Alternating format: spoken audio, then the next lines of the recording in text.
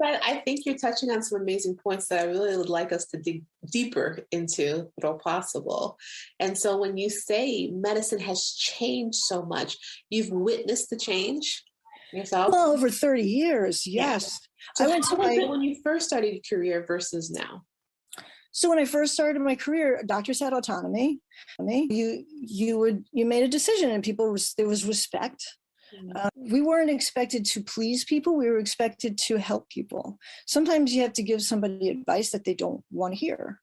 And it wasn't like, oh, all right, I'll give you the Z-Pack because you really want it and you're going to write a bad review about me. There was no such thing. I mean, the internet wasn't even born till like 1990, 91. So there was no such thing as, oh my God, my ratings are going to go down. And these huge, they were private practices back then. The first urgent care I worked for was a private practice. They got swallowed up eventually, but they tried to hold out for a long time. But now everything is about the business end, the profit. And we as doctors are very much becomes almost like the chattel. Like we just keep the wheels moving. And it's degrading. Our opinions are not listened to. If we tell patients something they don't want to hear, bad for us. Getting anything authorized because the insurance companies pretty much run everything. This was not the case 30 years ago.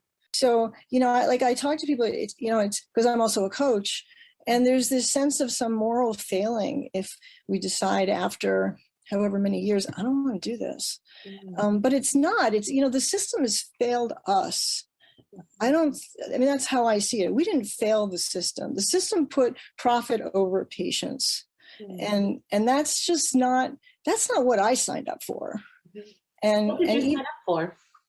What's that? What did you sign up for? I signed up for, originally, so I would have a practice, I'd have a relationship with my patients. I would be able to tell them, this is what I think you should do.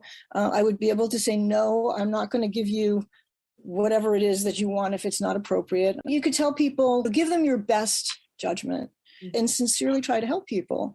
And you could decide if I wanted to see 15 patients a day or 25 patients a day and not have it thrust on you that you have to see 35 patients, 50 patients, because otherwise you won't get a bonus or we're going to get somebody else who can do it in your place. So it was very different. And how has the change in terms of the amount of patients that you're expected to see a day affected that doctor-patient relationship in your perspective? Oh, it's terrible. It's terrible. I mean, and it's, so I work in, Long Island is a very privileged neighborhood, most of it. And so I get both. On the one hand, it's just give me what I want and let me out of here. And what they want might not be appropriate. Or it's, I want this and I want this and I want, and they demand more attention. It kind of goes both ways. And every once in a while I get somebody in who's, really is more connected to what's really going on, who's more appreciative. For us, by us, and just for us, this is Hope for Med.